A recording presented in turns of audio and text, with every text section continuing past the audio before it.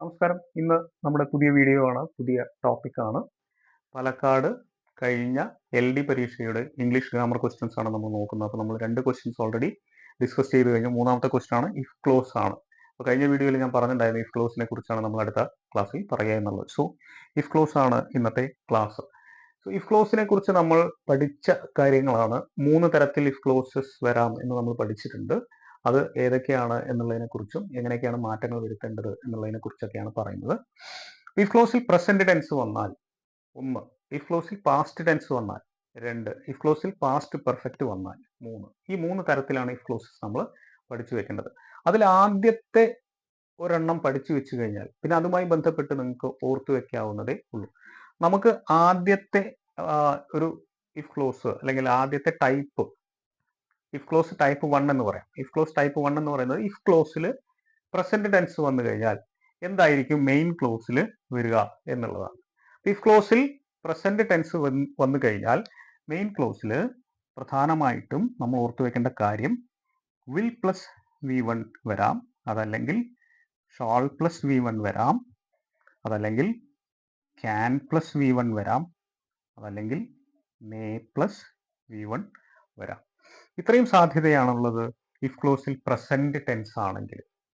ഇനി if ക്ലോസിൽ past tense ആണ് വരുന്നതെങ്കിൽ, അതായത് ടൈപ്പ് 2 ആണ് വരുന്നതെങ്കിൽ, ടൈപ്പ് 2 ആണ് വരുന്നതെങ്കിൽ ഇഫ് ക്ലോസിൽ പാസ്റ്റ് ടെൻസ് ആയിരിക്കും, സിമ്പിൾ പാസ്റ്റ് ആയിരിക്കും ഇഫ് ക്ലോസിൽ വന്നിട്ടുണ്ടാവുക. അങ്ങനെയാണെങ്കിൽ ഈ വിൽ എന്നുള്ളത് എന്താവും? വുഡ് ആവും. വുഡ് പ്ലസ് V1 എന്നുള്ള ഫോം. ഷാൾ എന്നുള്ളത് ഷുഡ് ആവും. Should plus V1. ക്യാൻ എന്നുള്ളത് കുഡ് എന്നായിട്ടുണ്ടാവും. അതുപോലെ മേ എന്നുള്ളത് മൈറ്റ് എന്നായിട്ടുണ്ടാവും. Might plus V1. ഇതാണ് രണ്ടാമത്തെ ടൈപ്പ്. ഇഫ് ക്ലോസ് ടൈപ്പ് 2ൽ, അതായത് ഇഫ് ക്ലോസിൽ പാസ്റ്റ് ടെൻസ് ആണ് വരുന്നതെങ്കിൽ ഈ ഒരു സ്ട്രക്ചറിൽ ഏതെങ്കിലും ഒന്ന് ഉണ്ടാവും മെയിൻ ക്ലോസിൽ. ഈ മൂന്നാമത്തെ ടൈപ്പ് എന്ന് പറയുന്നത് ഇഫ് ക്ലോസിൽ ഹാഡ് പ്ലസ് V3 ആണെങ്കിൽ, അതായത് പാസ്റ്റ് പെർഫെക്റ്റ് ടെൻസ് ആണെങ്കിൽ, ഇഫ് ക്ലോസിൽ പാസ്റ്റ് പെർഫെക്റ്റ് അല്ലെങ്കിൽ ഹാഡ് പ്ലസ് V3 ആണെങ്കിൽ എന്തുണ്ടാവും എന്ന് പറയുന്നത് വുഡ് ഹാവ് പ്ലസ് V3 എന്നുള്ള ഫോം ഉണ്ടാവും. വുഡ് ഹാവ് പ്ലസ് V3 അല്ലെങ്കിൽ ഷുഡ് ഹാവ് പ്ലസ് V3 എന്നുണ്ടാവും. കുഡ് ഹാവ് പ്ലസ് V3 എന്നുണ്ടാവാം. മൈറ്റ് ഹാവ് പ്ലസ് V3 എന്നുള്ള ഫോർമാറ്റുകളായിരിക്കും ഉണ്ടാവുക. ഇതിലേതെങ്കിലും ഒരു ഫോർമാറ്റ് ആയിരിക്കും മെയിൻ ക്ലോസിൽ ഉണ്ടാവുക. അപ്പോൾ ഇഫ് ക്ലോസിൽ പ്രസന്റ് ടെൻസ് വരികയാണെങ്കിൽ ഇതിലേതെങ്കിലും ഒരെണ്ണം, ഒരു സ്ട്രക്ചർ ഉണ്ടാവും. ഇഫ് ക്ലോസിൽ പാസ്റ്റ് ടെൻസ് വരികയാണെങ്കിൽ ഇതിലേതെങ്കിലും ഒരു സ്ട്രക്ചർ ആയിരിക്കും മെയിൻ ക്ലോസിൽ ഉണ്ടാവുക. ഇഫ് ക്ലോസിൽ ഹാഡ് പ്ലസ് V3 അല്ലെങ്കിൽ പാസ്റ്റ് പെർഫെക്റ്റ് വരികയാണെങ്കിൽ വുഡ് ഹാവ് പ്ലസ് V3 അല്ലെങ്കിൽ ഷുഡ് ഹാവ് പ്ലസ് V3 അല്ലെങ്കിൽ കുഡ് ഹാവ് പ്ലസ് V3 അല്ലെങ്കിൽ മൈറ്റ് ഹാവ് പ്ലസ് V3 എന്നുള്ള ഫോർമാറ്റിൽ ഏതെങ്കിലും ഒന്നായിരിക്കും മെയിൻ ക്ലോസിൽ ഉണ്ടാവുക എന്നുള്ളതാണ്. ഇത്രയും കാര്യങ്ങൾ ഓർത്തു വെച്ച് കഴിഞ്ഞാൽ ഇഫ് ക്ലോസിൽ ഒരു മാർക്ക് നമുക്ക് ഉറപ്പാണ്. കാരണം ഇഫ് ക്ലോസ് മിക്കവാറും എല്ലാ പരീക്ഷകൾക്കും ചോദിക്കുന്ന ഒരു ചോദ്യമാണ്. അപ്പോൾ നമുക്ക് ഈ ചോദ്യത്തിലേക്ക് വരാം. If I prepared well I dash the project എന്നാണ് ചോദിച്ചിരിക്കുന്നത്. ഇഫ് ക്ലോസിൽ ഏത് ടെൻസ് ആണ് വന്നിരിക്കുന്നത്? പ്രസന്റ് ആണോ, പാസ്റ്റ് ആണോ, അതോ പാസ്റ്റ് പെർഫെക്റ്റ് ആണോ? ഇഫ് ക്ലോസിൽ പ്രസന്റ് അല്ല അല്ലെ, പ്രിപ്പയർഡ് എന്നാണ് വെർബ്. സോ ഏത് ടെൻസ് ആണ്?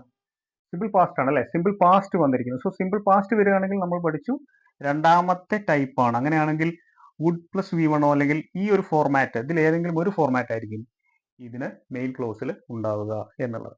അങ്ങനെയാണെങ്കിൽ നമുക്ക് നോക്കാം. വുഡ് ഹാവ് പ്ലസ് കംപ്ലീറ്റഡ് ആണോ? അല്ല, അത് തേർഡ് ടൈപ്പിൽ വരുന്നതാണ് അല്ലെ. അതല്ല. വിൽ കംപ്ലീറ്റ് ആണോ? അല്ല, അത് ഫസ്റ്റ് ടൈപ്പിൽ വരുന്നതാണ്. ഇവിടെ പ്രസന്റ് ടെൻസ് ആവണം. അങ്ങനെയാണെങ്കിൽ വിൽ പ്ലസ് കംപ്ലീറ്റ് എന്നുള്ളത് വരുമായിരുന്നുള്ളൂ. പക്ഷെ ഇവിടെ പാസ്റ്റ് ആണ്. സോ വുഡ് കംപ്ലീറ്റഡ് എന്ന് വരുമോ? വരില്ല. കാരണം എന്താ? മോഡൽ ഓക്സിലറീസ് ആണ് വുഡ്, ഷുഡ്, ഇതെല്ലാം മോഡൽ ഓക്സിലറീസ് ആണ്. ഇതിനൊന്നും ശേഷം എന്തുപയോഗിക്കില്ല? V2 ഫോംസ് ഉപയോഗിക്കില്ല. ഇവിടെ കംപ്ലീറ്റഡ് എന്ന V2 ഫോം ആണ് വന്നിരിക്കുന്നത്. തെറ്റാണ്. അപ്പോൾ അതുകൊണ്ട് അതൊന്ന് ഓർത്തു വെക്കണം. ഒരു മോഡൽ ഓക്സിലറിക്ക് ശേഷവും എന്തുപയോഗിക്കില്ല? V2 ഫോം ഉപയോഗിക്കില്ല എന്ന് ഓർത്തു വെക്കുക. ഇനി വുഡ് കംപ്ലീറ്റ്, അടുത്ത ഓപ്ഷൻ. അപ്പോൾ അതാണ് കറക്റ്റ്. കാരണം വുഡ് പ്ലസ് V1 എന്നുള്ള ഫോം ആണ് വന്നിരിക്കുന്നത്. കംപ്ലീറ്റ് എന്നുള്ള V1 ആണ്. സോ വുഡ് പ്ലസ് കംപ്ലീറ്റ് അല്ലെങ്കിൽ വുഡ് പ്ലസ് V1 എന്നുള്ള ഫോം ആണ് ഇവിടെ സ്യൂട്ട് ആവുക. കാരണം എന്താണ്? ഇത് V2 ഫോം ആണ്. V2 ഫോമിൽ അല്ലെങ്കിൽ സിമ്പിൾ പാസ്റ്റ് ഉള്ള ഫോമാണ് ഇഫ് ക്ലോസിൽ വന്നിരിക്കുന്നത്. സോ ഇഫ് ക്ലോസിൽ V2 വന്നു കഴിഞ്ഞാൽ അല്ലെങ്കിൽ സിമ്പിൾ പാസ്റ്റ് ഉള്ള വെർബ് വന്നു കഴിഞ്ഞാൽ നമ്മൾ ടൈപ്പ് 2 ഇഫ് ക്ലോസ് ആണ് അത് എന്ന് മനസ്സിലാക്കുകയും ഇതിലുള്ള ഏതെങ്കിലും ഒരു സ്ട്രക്ചർ ഉണ്ടോ എന്നുള്ളത് നോക്കുകയാണ് ചെയ്യേണ്ടത്. സോ ഓപ്ഷൻ ഏതാണ്? വുഡ് കംപ്ലീറ്റ് ആണ്. ഇത്രയുമാണ് ഇഫ് ക്ലോസിനെ കുറിച്ച് നമുക്ക് പറയാനുള്ളത്. അടുത്ത ഒരു ചോദ്യം നമ്മൾ അടുത്ത ക്ലാസ്സിൽ ഡിസ്കസ് ചെയ്യും. അപ്പോൾ എല്ലാവർക്കും വളരെയധികം നന്ദി. അടുത്ത വീഡിയോ നമ്മൾ ഉടനെ തന്നെ ഇടും, അതും നിങ്ങൾ കാണുമെന്ന് വിചാരിക്കുന്നു.